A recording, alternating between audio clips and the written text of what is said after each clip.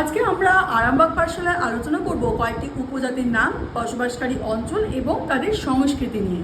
আমরা বহু উপজাতিকে আমরা জানি এবং তাদের কি সংস্কৃতি, তাদের কি মানে কোথায় তারা বসবাস করে সেই বিষয়ে কিন্তু আমাদেরকে জানাটা গুরুত্বপূর্ণ, কারণ এরকম কোশ্চেন কিন্তু আমাদের অনেকবারই দেখা যায় চাকরির পরীক্ষার ক্ষেত্রে। তো আমরা সেরকমই কয়েকটি বিষয় নিয়ে আজকে আমরা আলোচনা করব। প্রথমে আমি যে উপজাতির নাম নিয়ে আলোচনা করব সেটি হলো গারো। এরা মূলত বসবাস করে মেঘালয়ের গারো পাহাড়ে। তবে বর্তমানে মেঘালয় ছাড়াও নাগাল্যান্ড, ত্রিপুরা, অসম বিভিন্ন অঞ্চলেই কিন্তু এরা বসবাস করছে।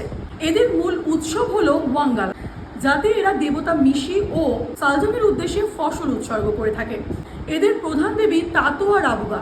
এরা সাংমা, মামাক, মোরিং, শিরু ও আরাং এই 5টি দলে বিভক্ত। এদের নিজস্ব কোনো লিপি বা অক্ষর নেই। এদের বিশেষ খাদ্য হচ্ছে কচি বাঁশের গুঁড়ি, যার জনপ্রিয় নাম মেওয়া। এবার যে উপজাতি নিয়ে আমরা আলোচনা করব তার নাম হলো খাসি। মেঘালয়, মিজোরাম ও অসম সংলগ্ন খাসি পাহাড়ে এরা বসবাস করে। পুরুষরা বিয়ের পর শ্বশুর বাড়িতে গিয়ে তাদের বাকি জীবনটা কাটায়। ভাত ও মাছ এদের কিন্তু প্রধান খাদ্য। এছাড়াও কাঁচা সুপারি ও পান খাওয়ারও প্রচলন রয়েছে। আমি এর পরবর্তীতে যে উপজাতি নিয়ে আলোচনা করব তার নাম হলো ওরাও। ছোটনাগপুর সন্নিহিত পশ্চিমবঙ্গ, বিহার, ঝাড়খণ্ড, ওড়িশা, ছত্তিশগড়, মহারাষ্ট্র এবং মধ্যপ্রদেশে এরা বসবাস করে। এরা কুরুক নামেও পরিচিত। বর্তমানে এদের বেশিরভাগ মানুষই কিন্তু খ্রিস্টান ধর্মাবলম্বী। এরা ধর্মেশ নামক দেবীর উপাসনা করে থাকে। অবিবাহিত পুরুষরা গ্রামে যে গৃহে থাকে তা ডুমকুড়িয়া নামেও পরিচিত। এরা সূর্যকে বিরিবেলাস নামে জানে। এরা নদী, গাছপালা, পাহাড়, পর্বতকে দেবতা রূপে পুজো করে থাকে। এই পরবর্তীতে যে উপজাতি নিয়ে আলোচনা করবো সেটি হলো ভূমিজ।